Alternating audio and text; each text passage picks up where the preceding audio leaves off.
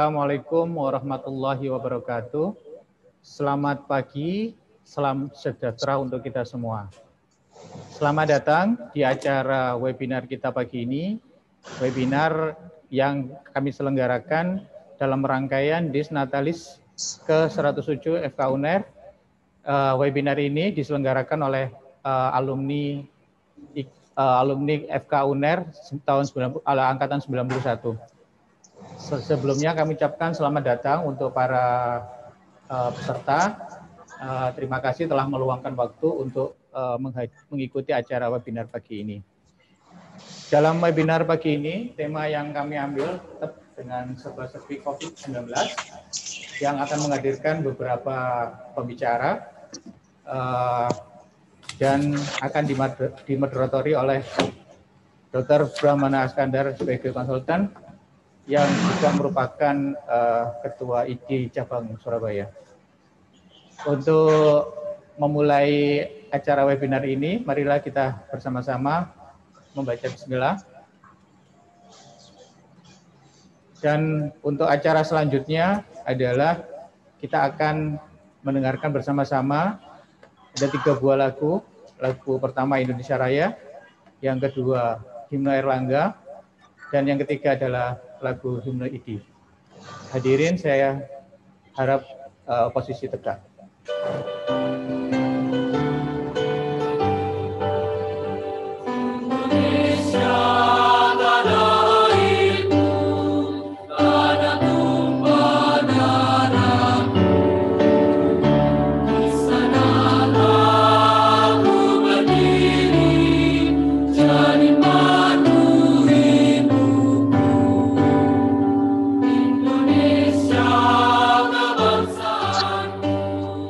Bangsa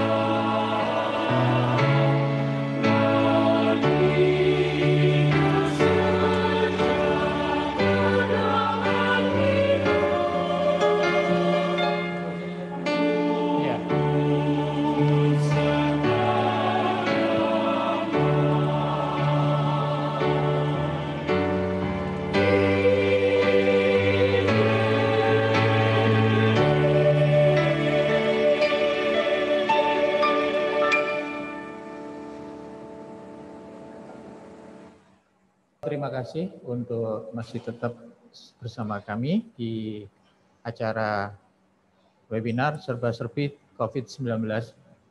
Mungkin sedikit kami informasikan bahwa webinar ini diselenggarakan oleh alumni FK UNER Angkatan 91 dalam rangka Disnatalis FK UNER yang ke-107 dan Universitas Airlangga yang ke-66.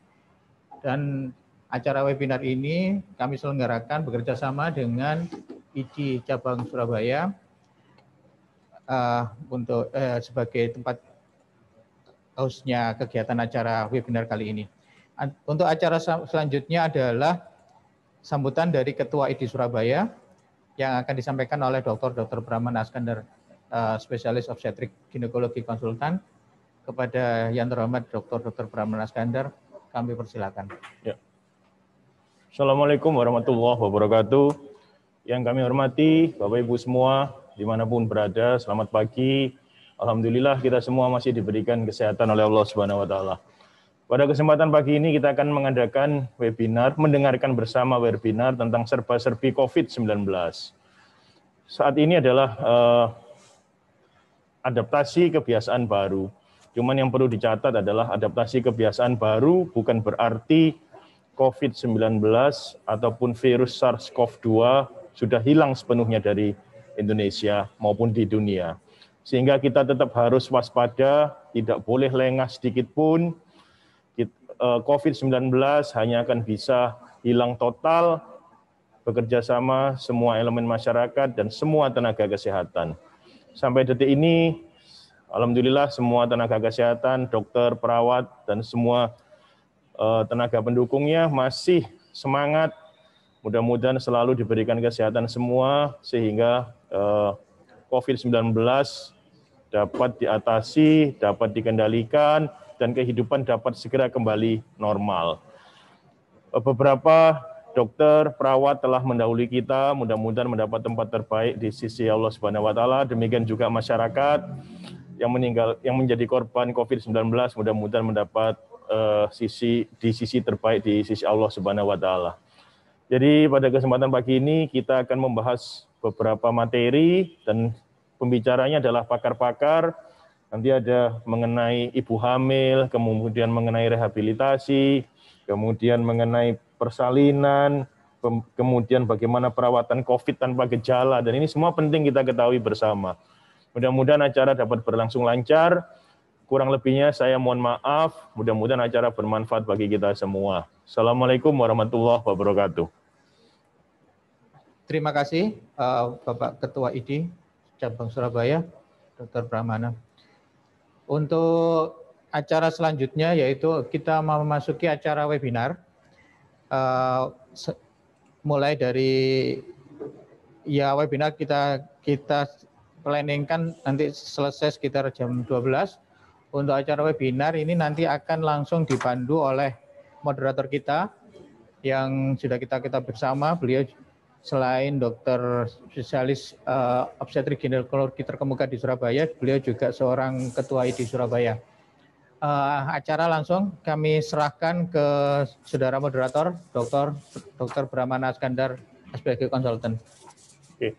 Terima kasih Dr. Nur Kosin. Pada pagi hari ini kita akan ada 5 pembicara. Mudah-mudahan acara berjalan lancar.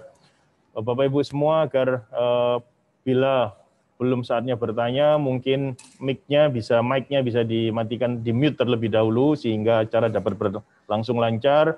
Ada pertanyaan, monggo bisa dalam kolom chat ataupun raise hand, nanti kita akan bacakan atau kita tampilkan para penanya. Pada pagi hari ini juga ada door prize, nanti pengundiannya oleh MC Dr. Nur Kosin di tengah-tengah acara dan di akhir acara. Untuk menyingkat waktu, pembicara pertama Dr. Mustafa Rusli. Beliau spesialis penyakit dalam, konsultan penyakit tropik dan infeksi. Beliau sangat pakar di bidang COVID. Beliau sehari-hari adalah dosen di FK UNER dan dokter di Rumah Sakit Umum Dr. Sutomo, Rumah Sakit Rujukan COVID. Nanti kita dengarkan paparan beliau yang memang ahli di bidangnya. Silakan Dr. Mustafa.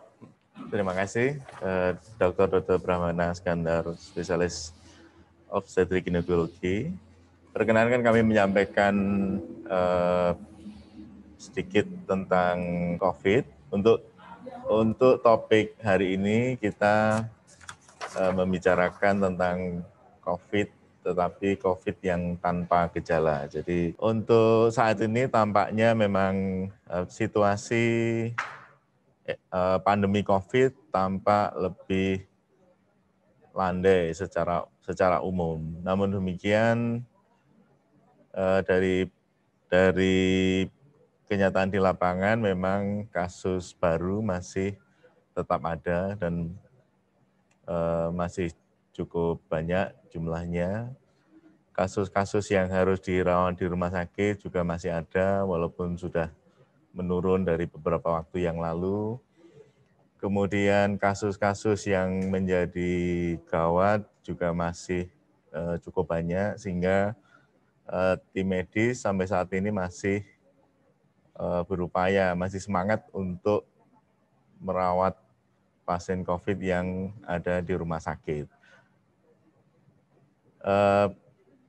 Bila tanpa ada kenyataan di lapangan ada pasien COVID yang baru, maka proporsi pasien-pasien lainnya yang tidak terdeteksi itu kemungkinan juga masih ada juga, sehingga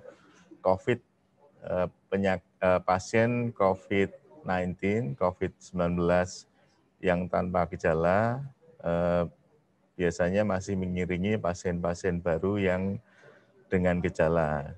Pasien-pasien yang dengan gejala maka biasanya akan ke rumah sakit atau ke poliklinik atau kemanapun, kemudian akan dirujuk ke layanan yang sesuai. Entah itu kalau di Surabaya di rumah sakit lapangan atau kemudian dirujuk ke rumah sakit yang lain sampai dengan mungkin yang paling berat ke rumah sakit Dr. Sutomo. Namun demikian untuk pasien yang tanpa gejala maka situasinya lebih rumit, karena kalau tanpa gejala maka ya, tidak ada yang tahu bahwa dia sakit atau tidak.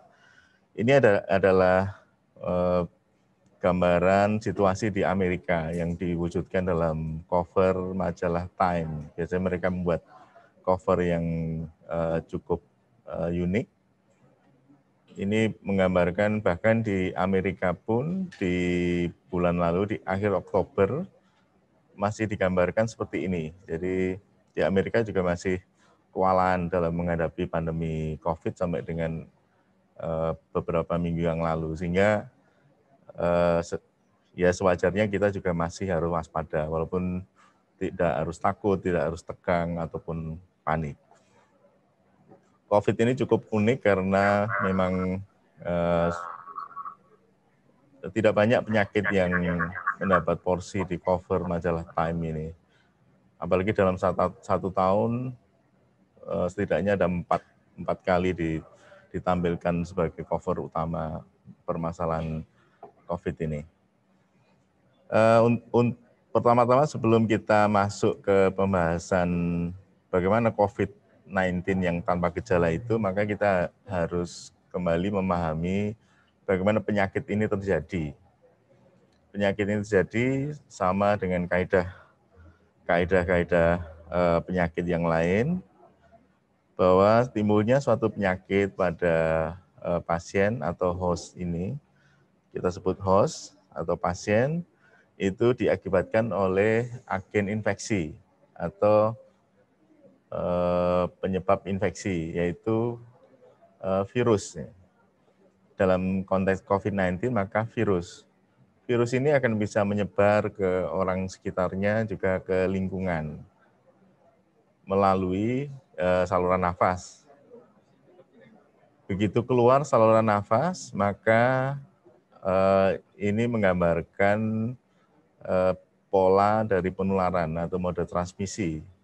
Dari saluran nafas seseorang yang terinfeksi, maka kemudian akan masuk ke saluran nafas orang yang lain yang belum terinfeksi. Sehingga orang yang berikutnya itu akan terinfeksi oleh COVID-19.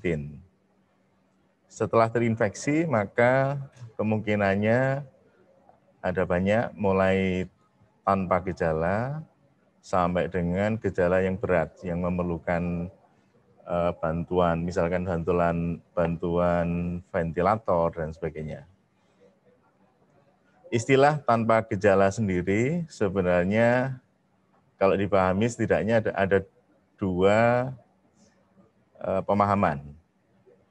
Kalau kita tarik dari istilah awalnya, maka bisa asimptomatik atau presimptomatik.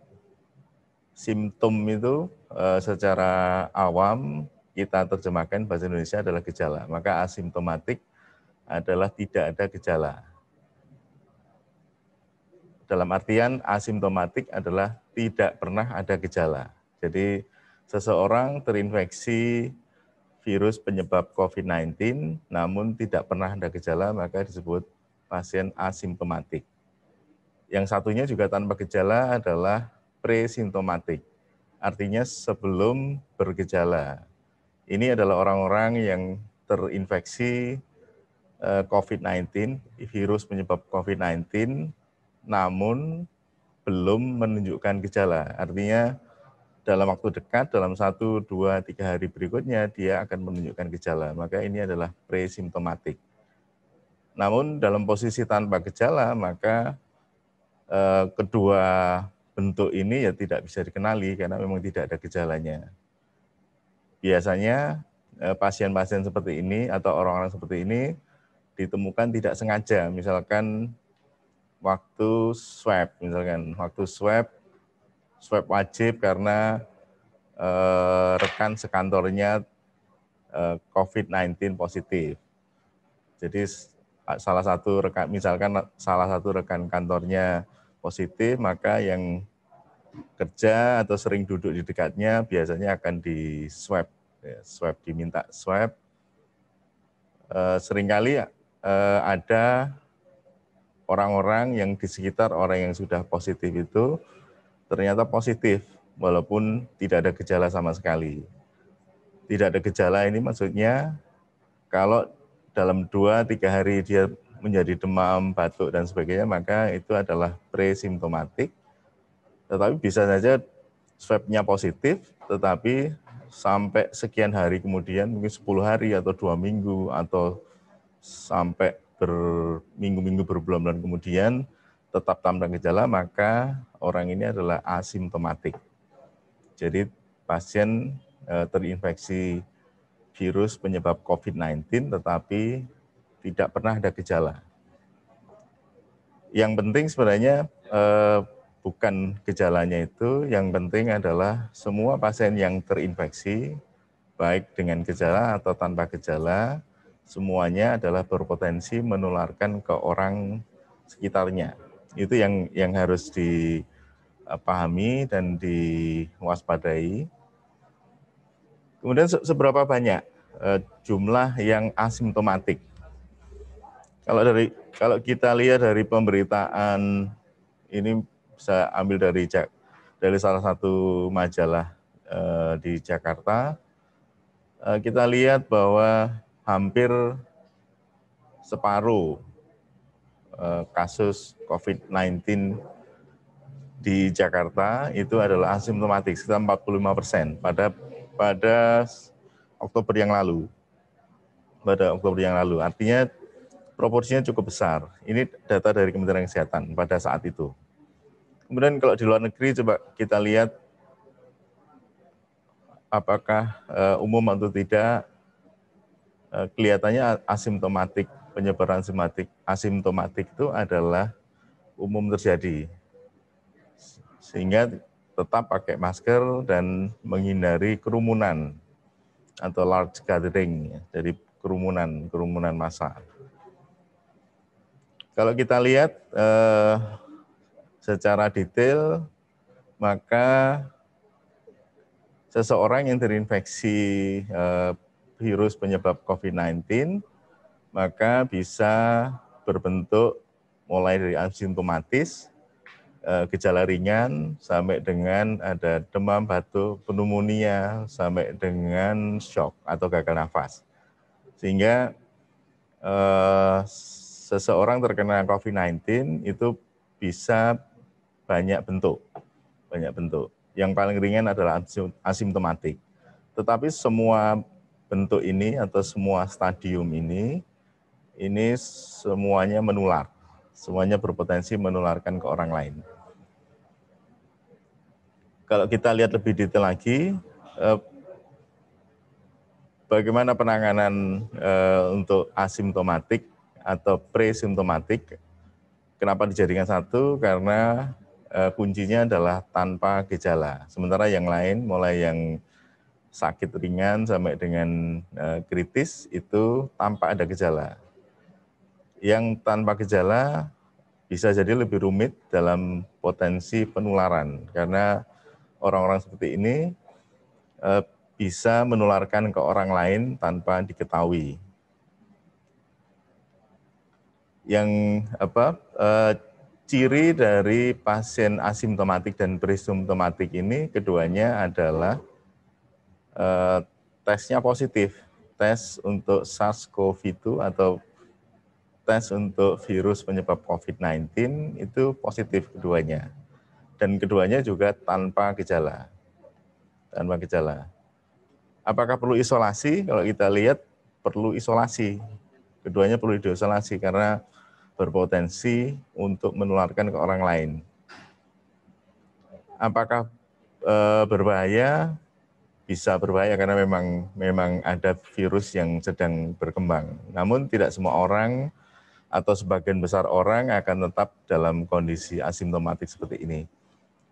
Untuk terapinya, kalau di slide ini dari salah satu jurnal ilmiah disebutkan potensi terapinya adalah antivirus, potensinya. Dan yang harus dilakukan adalah monitoring atau pengawasan terhadap gejalanya. Namun kalau kita lihat lebih detail lagi, ini dari WHO, kita lihat bagaimana merawat pasien COVID-19 ringan atau tanpa gejala. Yang jelas yang pertama adalah pasien harus diisolasi. Ini rasanya sudah dilakukan di sekitar kita, di Surabaya dan di tempat-tempat lain, rasanya sudah dilakukan. Kemudian pengobatannya hanya berdasar kalau ada keluhan saja. Misalkan kalau ada demam, diberi anti demam, dan sebagainya. Dan harus mendapatkan nutrisi dan minum yang cukup atau rehidrasi yang cukup. Dan juga harus mengenali adanya tanda-tanda dan gejala komplikasi. Dari WHO sampai saat ini terapi antibiotika atau profilaksis yang lain, antivirus dan sebagainya tidak dianjurkan. Jadi tetap tanpa antibiotika dan profilaksis untuk yang tanpa gejala sesuai rekomendasi WHO. Kemudian apabila muncul gejala misalkan demam, batuk, sesak nafas, tidak bisa membau atau bahasa medisnya anosmia, atau pengecapan hilang, bahasa medisnya adalah agnesia, ini segera ke fasilitas kesehatan karena bisa saja ini adalah tanda awal dari perburukan. Karena bagaimanapun juga pasien-pasien yang tanpa gejala bisa saja dalam waktu mendadak tiba-tiba menjadi ada gejala bahkan sampai dengan gejala yang berat.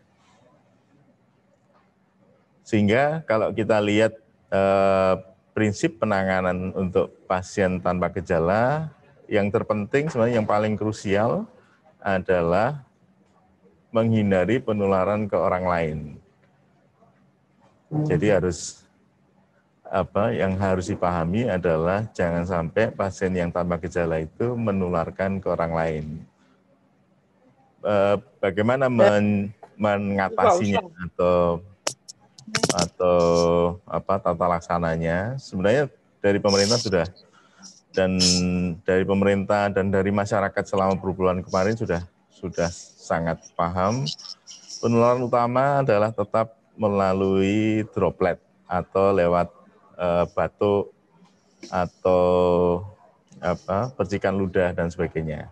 Jaraknya sekitar 90 cm atau 1 meter, makanya ada kaidah harus physical distancing. Dan yang terpenting adalah cuci tangan. Cuci tangan dimaksudkan agar kalaupun ada virus, ini tidak virus di tangan kita atau di tangan orang lain itu tidak sampai masuk ke dalam saluran nafas ya. Saluran nafas kita atau saluran nafas orang di sekitar kita, termasuk anak-anak kita atau saudara-saudara kita. Kemudian yang harus dilakukan adalah membersihkan lingkungan atau desinfeksi. Desinfeksi ini bisa dengan sabun atau cairan yang lain, alkohol dan sebagainya. Tetapi yang harus dipahami adalah untuk membersihkan itu harus sebaiknya tetap dijaga, tetap basah dalam waktu 1 menit, agar ada waktu virus akan mati oleh cairan itu. Jadi setelah disemprot, misalkan meja disemprot, tangan disemprot, maka dibiarkan dulu. Sekitar kalau dengan alkohol lebih cepat 20 detik, kalau dengan cairan yang lain mungkin sampai 1 menit. Ini cairan yang bisa dipakai, yang paling banyak tersedia mungkin sekarang alkohol 70%, atau cairan-cairan yang lain. Seperti natrium hipoklorit adalah cairan pemutih. Ini sama. Yang harus diperhatikan adalah kalau ada isolasi pasien asimptomatik di rumah, maka areanya adalah area kritis. Artinya di sekitar pasien yang asimptomatis, di kamar ataupun di kamar mandi atau di toilet pasien asimptomatis, itu bisa banyak virus yang menempel di lingkungan itu. Maka setidaknya harus dibersihkan dengan alkohol 70%. Kemudian yang harus diperhatikan bahwa bagaimana penularan? Penularan utama tetap dengan kontak ataupun droplet, yaitu adanya percikan ludah ataupun sekret ludah ke sekitar orang itu, baik itu langsung ke orangnya atau ke lingkungannya, terutama bila batuk, bersin, berbicara atau bernyanyi. Kemudian yang harus diperhatikan juga adanya percikan ludah atau embusan nafas dari seorang terinfeksi ini akan diperberat bila ruangannya ventilasinya buruk. Kalau ventilasi buruk maka harus lebih hati-hati. Bagaimana menanganinya? Ya sebaiknya ruangannya jangan sampai ventilasi buruk. Ini adalah tindakan pencegahan standar untuk semua pasien, baik asimptomatis maupun dengan gejala. Tanpa gejala ataupun dengan gejala. Kebersihan tangan, pernafasan, kemudian sebaiknya bila ada pasien tanpa gejala yang positif COVID-19, maka sebaiknya pakai masker medis, bukan hanya masker buatan sendiri.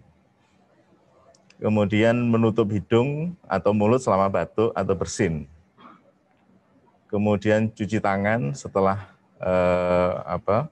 terkena bersin, tangannya sendiri terkena bersin, maka harus segera cuci tangan agar tidak menular ke yang lain. Alat pelindung termasuk masker, kemudian lingkungan harus sering dibersihkan dan didesinfeksi dengan cairan desinfektan.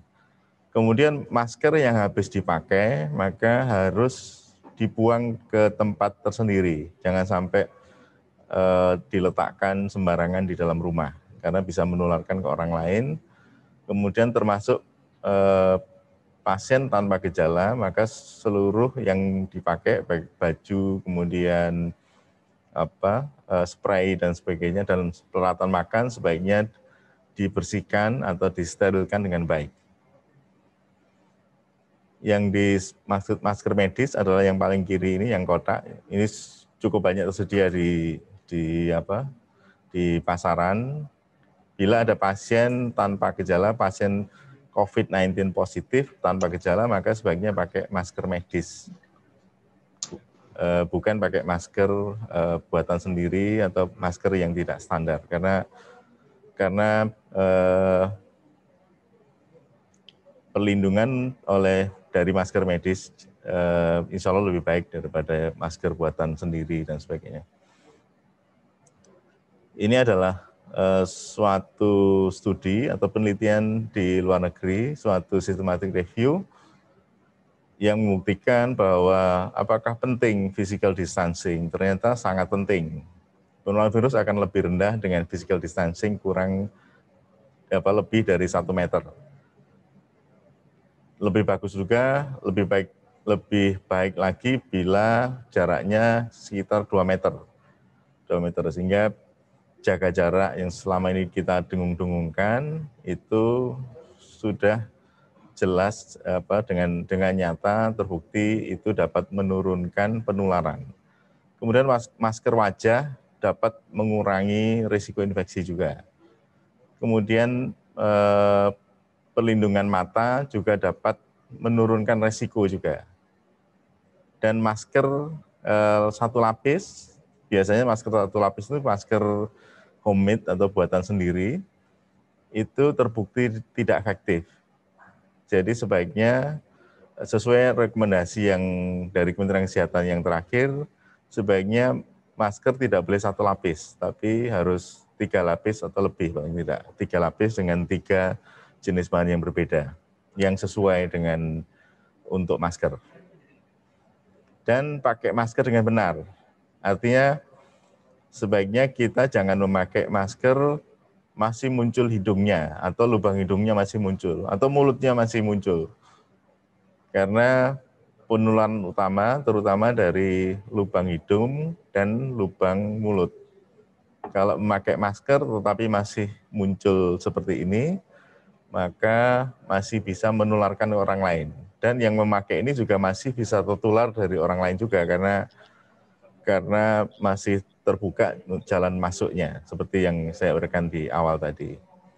Maka pemerintah banyak mengkampanyekan istilah 3M, memakai, menjaga, mencuci, memakai masker setiap keluar rumah, dengan asumsi bahwa di rumahnya sendiri sudah dipastikan tidak ada yang COVID-19, tetapi kalau di dalam rumahnya ada pasien tanpa gejala dengan COVID-19 positif, maka di dalam rumah pun harus pakai masker. Kemudian menjaga jarak, mencuci tangan. Yang terakhir dikembangkan lagi, ditambahkan 3T, tracing, testing, treatment. Tracing pencarian pasien, testing mengetes pasien, treatment mengobati pasien. Di banyak tempat dilakukan testing massal dan tracing massal. Jadi sebagai penutup, yang harus tetap kita lakukan adalah pakai masker untuk mencegah menularkan dan tertular COVID-19, jaga jarak setidaknya 1-2 meter, cuci tangan secara rutin dan benar, bersihkan lingkungan, serta untuk pasien tanpa gejala, makan dan minum cukup, serta kenali gejala yang muncul untuk segera dikonsulkan ke fasilitas kesehatan terdekat. Yaitu yang bisa kami sampaikan. Assalamualaikum warahmatullahi wabarakatuh. Ya, terima kasih banyak Dr. Mustafa atas presentasinya yang komprehensif. Ini ada 2 pertanyaan singkat saja Dr. Mustafa sebelum nanti, jadi pemirsa bisa bertanya langsung pada kolom chat, akan kita bacakan setiap habis session. Tetap nanti pertanyaan Dr. Mustafa bisa juga diajukan di akhir acara. Sementara ada 2 dulu, saya coba bacakan Dr. Mustafa.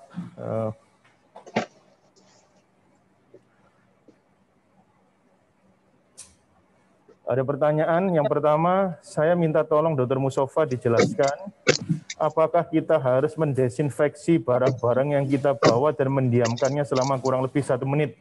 Artinya seberapa penting desinfeksi barang-barang itu, Dr. Mustafa? Surabaya. Ya, langsung saya jawab aja.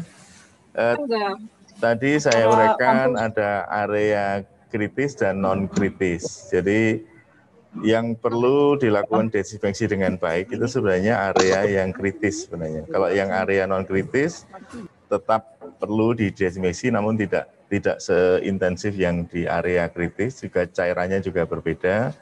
Tetapi secara umum maksudnya mendiamkan lebih dari 1 menit, sebenarnya bukan lebih dari 1 menit, sekitar 1 menit. Setidaknya 1 menit, jadi sekitar 1 menit. Untuk alkohol sebenarnya tidak perlu selama itu, mungkin sekitar 20-30 detik. Tetapi untuk cairan yang lain mungkin sekitar 1 menit. Itu harapannya adalah permukaan yang didesinfeksi itu terpapar cairan desinfektan dengan durasi yang adekuat. Karena kalau terlalu cepat juga virusnya tidak sempat mati. sama dengan cuci tangan segala itu perlu waktu untuk cuci tangan. Artinya perlu paparan cairan pembersih atau cairan desinfektan itu perlu waktu untuk membersihkan permukaan baik tangan maupun permukaan barang di sekitar kita. Jadi tidak bisa hanya disemprot lewat gitu aja, tidak bisa, tetapi seharusnya harus dibiarkan basah agar ada waktu untuk cairan itu membunuh kuman yang ada di situ atau virus yang ada di situ. Maksudnya seperti itu. Jadi mendesinfeksi barang yang kita bawa dan mendiamkan ya sekitar 1 menit. Tidak perlu terlalu lama karena juga barang itu biasanya akan menguap juga cairannya. Mungkin demikian, Dr. Rahmat. Oke. Ini ada pertanyaan menarik, Dr. Mustafa. Mohon penjelasan apa yang harus dilakukan bila pasien sudah dinyatakan sembuh dan dilakukan swab hasilnya negatif. Namun pada pemeriksaan rapidnya, IgM dan IgG-nya masih positif. Apakah harus swab kembali dan bagaimana penanganannya? Ya. Secara umum yang lebih kita percaya adalah swab. Swab yang dimaksud di sini adalah swab PCR, bukan swab yang lain. Karena swab itu sebenarnya hanya satu metode pengambilan sampel saja. Yang terpenting adalah swab PCR dan dilakukan di lab yang standar. Jadi kalau memang benar itu dilakukan di lab yang standar dengan sampel swab yang benar, maka swab PCR yang kita pakai.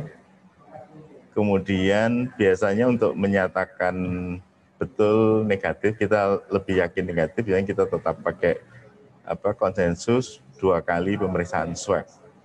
Namun bisa saja setelah 2 kali pemeriksaan swab PCR itu negatif, 2 kali negatif, dicek lagi misalkan rapid itu IgM, IgG bisa saja positif. Kemungkinannya bisa banyak. Yang paling umum adalah rapid positif karena cross reaktif. Karena rapid itu terutama mendeteksi antibodi yang banyak beredar, apalagi kalau disebutkan rapid IgM, maka itu adalah antibodi. Pemeriksaan rapid yang berbasis antibodi seperti itu seringkali menimbulkan hasil yang false positif, artinya mendeteksi protein atau antibodi dari kuman yang lain dan sebagainya. Kemungkinan kedua, kalau itu memang benar, maka kemungkinan itu adalah respon tubuh seseorang yang setelah mengalami sakit COVID, maka tentu saja ada antibodinya di tubuhnya. Ada antibodi di tubuhnya, sehingga sebenarnya itu adalah hanya tanda aja bahwa tubuhnya sudah pernah berkenalan dengan COVID-19. Jadi bisa saja swab PCR negatif 2 kali, serologi untuk antibodinya positif. Bahkan mungkin positifnya bisa sampai 3 bulan atau 1 tahun kemudian juga masih positif. Jadi yang dipakai untuk menentukan tidak ada infeksi adalah penggunaan swab dari bahan swab saluran nafas dan dilakukan dengan PCR. Itu yang membuktikan negatif atau tidak, dan ditambah dengan gejala yang memang tidak ada. Sehingga penggunaan tes antibodi sesudah itu sebenarnya lebih menyatakan bahwa orang itu sudah pernah terkena atau sudah tubuhnya pernah berkenalan, karena antibodi itu sebagai respon imunologi bahwa tubuhnya pernah berkenalan dengan virus itu. Ya mungkin demikian. Oke, masih ada 2 menit lagi waktu untuk Dr. Mustafa. Kita manfaatkan 1 pertanyaan terakhir sebelum nanti bisa ditanyakan lagi pada sesi terakhir. Selamat pagi Dr. Mustafa. Kakak saya sudah 14 hari ini COVID dan dirawat di rumah sakit, seminggu ini sudah keluar. Dan tapi masih status isolasi, swab-nya masih positif, tetapi dikatakan sebetulnya virusnya sudah tidak aktif. Ini maksudnya bagaimana, Dok? Kemudian apakah yang kondisi seperti kakak saya ini sudah bisa beraktivitas seperti biasa? Mungkin pandangan Dr. Mustafa bagaimana, Pak? Oh ya, ini saya coba menjawab. Memang ini situasi yang asumtif sebenarnya, karena sebenarnya yang fakta yang didapatkan kalau saya dengar itu bahwa swabnya masih positif. Swabnya masih positif, dipulangkan. Maka ya memang ada prosedur yang bisa seperti itu. Artinya pasien masih positif tetapi pulang untuk isolasi mandiri. Istilahnya seperti itu.